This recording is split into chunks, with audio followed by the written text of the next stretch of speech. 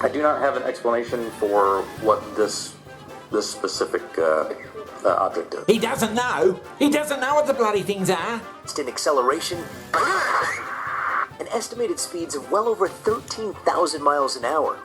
These blokes have just got one bloody job. That's right, just one job. Find out what that bloody thing floating around in the sky is. They come into a congressional bloody hearing and just say, we don't know. That's what they're supposed to be bloody finding out. I do not have an explanation for what this specific object is. We don't know. We don't know what that is. Well, bloody, we'll find out. That's what you're getting paid $250,000 a year to do. Unidentified aerial phenomena are a potential national security threat, and they need to be treated that way. For too long, the stigma associated with UAPs has gotten in the way of good intelligence analysis. Pilots avoided reporting or were laughed at when they did. What the hell have I been doing for the last 60 years? Just having a look. I wonder what that is up there. That's a bit unusual. You need to show us, Congress, and the American public whose imaginations you have captured. You are willing to follow the facts where they lead. You know, we fear sometimes that the DoD is focused more on emphasizing what it can explain, not investigating what it can't. Go and find out what the bloody hell it is, for Christ's sake. I could have done. Potential explanatory categories: airborne clutter, natural atmospheric phenomena, U.S. government or U.S. industry developmental programs, foreign adversary systems, or a other bin that allows for a holding bin of difficult cases and for the possibility of surprise and potential scientific discovery. I mean, some of you out there might be housewives and bloody builders and carpenters and train drivers and Christ knows what, but if I bloody said to you, I want you to go out and find out what these bloody things have been flying around for 70 years, I want you to go out and find out what they are. You reckon you'd find out by now, wouldn't you? I think, Mr. Bray, you said something that I want to unpack a little bit. A number of these UAPs, you said, we can't explain. Again, in the service of sort of reducing speculation and conspiracy theories, we can't explain can range from a visual observation that was distant on a foggy night, we don't know what it is, to we found an organic material that we can't identify, right? Those are radically different worlds. It drives me bloody balmy, these dickheads come along and saying, we don't know what that is. It's pathetic. You know, picking up emanations that are something other than light or infrared that could be deemed to be communications. Give us a sense for what you mean when you say we can't explain. Sure.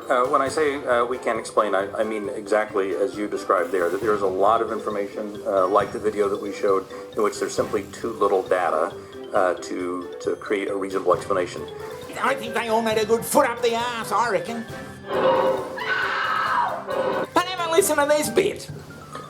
It's also been reported that there have been UAP observed and interacting with and flying over sensitive military facilities, particularly, and not just ranges, but some facilities housing our strategic nuclear forces. One such incident allegedly occurred at Malmstrom Air Force Base, in which 10 of our nuclear ICBMs were rendered inoperable. At the same time, a glowing red orb was observed overhead. I'm not commenting on the accuracy of this. I'm simply asking you whether you're aware of it and whether you have any comment on the accuracy of that report. Let me pass that to Mr. Bray. You've been looking at UAPs over the last 3 years. That data is not within the holdings of the UAP task force.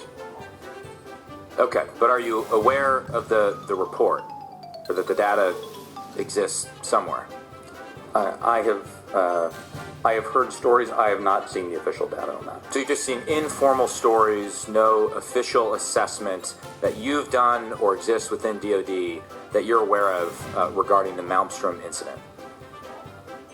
All I can speak to is, what's within my cognizance of the UAP task force, and we have not looked at that incident.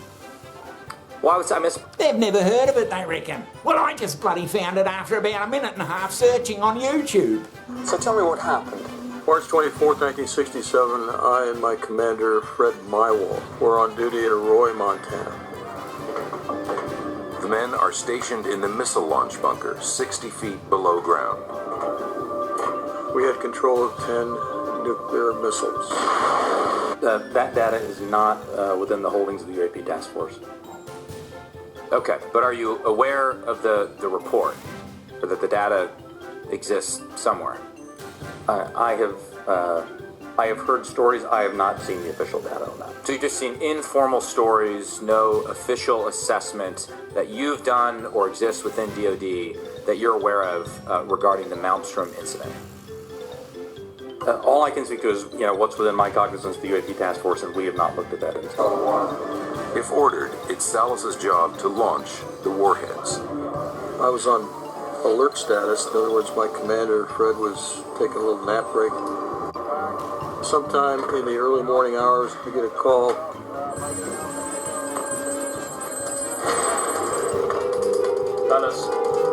On the other end of the phone is a terrified guard stationed above the bunker. He's screaming into the phone. He's yelling, "Sir, I'm looking at the front gate. I see this glowing red object." The strange red object is moving like nothing the guards have ever seen before. We were flying very fast across the sky, stopping on a dime, reversing course, making 90-degree angle turns, making no noise. These guys were very, very frightened. It was a critical situation. As fear spreads above ground, things are about to get even more terrifying below. I need you to wake up. I've got the... Salas wakes his commander and tells him the guard's report of a UFO above the base. Suddenly, the unthinkable happens. The lights turned from green to red. In other words, red meaning unlaunchable. Everything went red. All 10 missiles were disabled. Every single one of them. So what does that mean? It means if we were given the order and if we had to go through our launch procedures, they couldn't be launched. This was an inexplicable situation. With the missiles down, America's nuclear shield is compromised. What was going through your mind when all this was happening? You know, I'm thinking we're under some sort of an attack. Within DoD that you're aware of regarding the Malmstrom incident? All I can speak to is, what's within my cognizance, the UAP task force, and we have not looked at that incident. Well, I mean, it's a pretty high-profile incident. I don't claim to be an expert on this, but that's out there in the ether.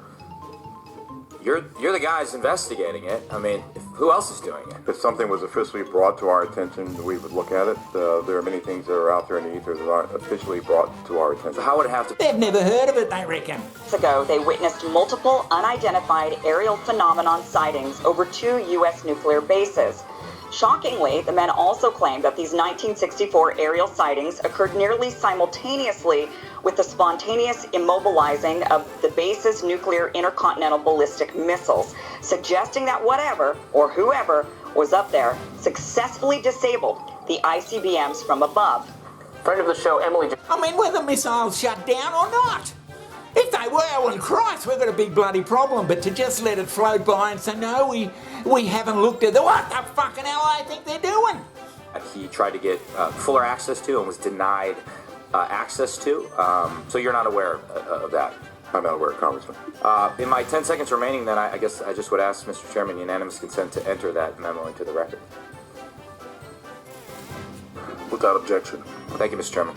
And to all my American friends out there, you're paying these blokes to bloody do something, and it's been a fundamental failure. The inability to understand objects in our sensitive operating areas is tantamount to an intelligence failure that we certainly want to avoid.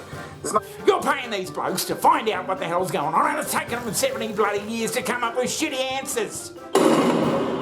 You got military pilots out there saying, we don't know what the hell we were just looking at, and there's nothing done.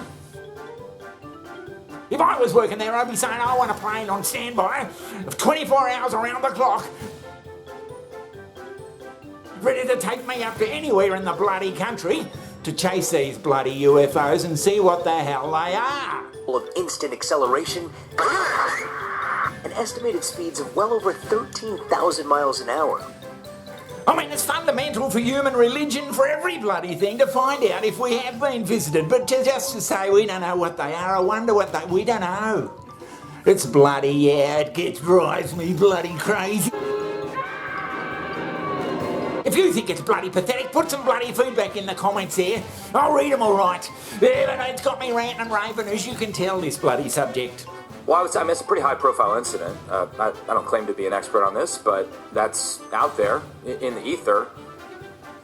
You're the guys investigating it. I mean, who else is doing it? If something was I do not have an explanation for what this specific object is. Mark my words, the Arsenal channel, we're going to look into this. We're going to keep following this bloody stuff. So if you want to hear more of this claptrap, tune in next time. Until then, it's goodbye from me.